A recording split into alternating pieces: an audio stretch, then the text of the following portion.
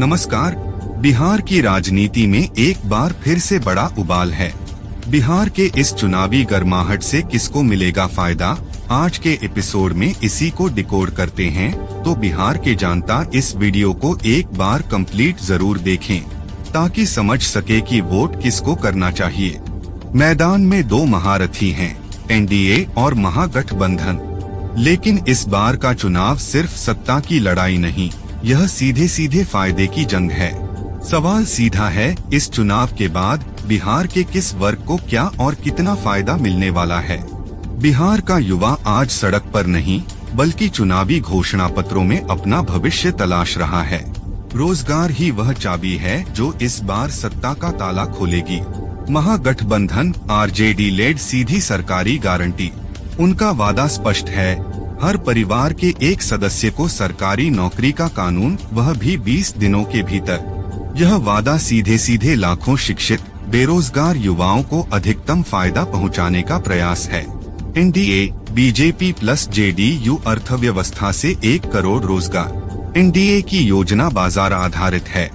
50 लाख रुपए करोड़ का निवेश, एक्सप्रेसवे और 10 नए औद्योगिक पार्क का वादा। उनका मानना है कि औद्योगिकरण से प्राइवेट सेक्टर में 1 करोड़ रोजगार पैदा होंगे।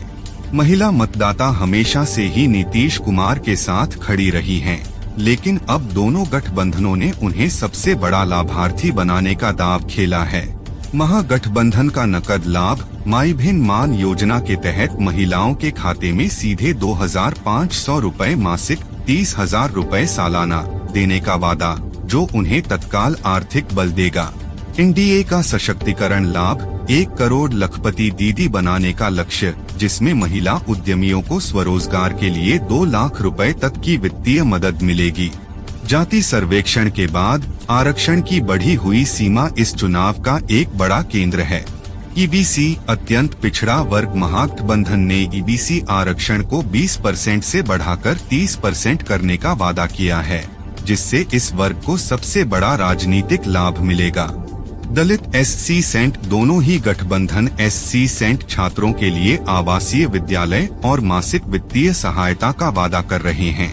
बेरोजगार युवा सरकारी नौकरी की तैयारी करने वाले महागठबंधन के वादे से सीधा और अधिकतम फायदा। ईबीसी दलित वर्ग आरक्षण और कल्याणकारी योजनाओं के केंद्र में होने के कारण राजनीतिक और सामाजिक फायदा।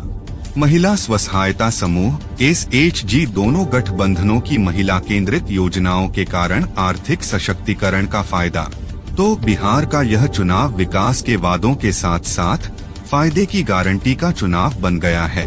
अब देखना यह है कि बिहार का मतदाता किस वादे पर मुहर लगाता है, सरकारी नौकरी की गारंटी पर या औद्योगिक विकास की संभावना पर।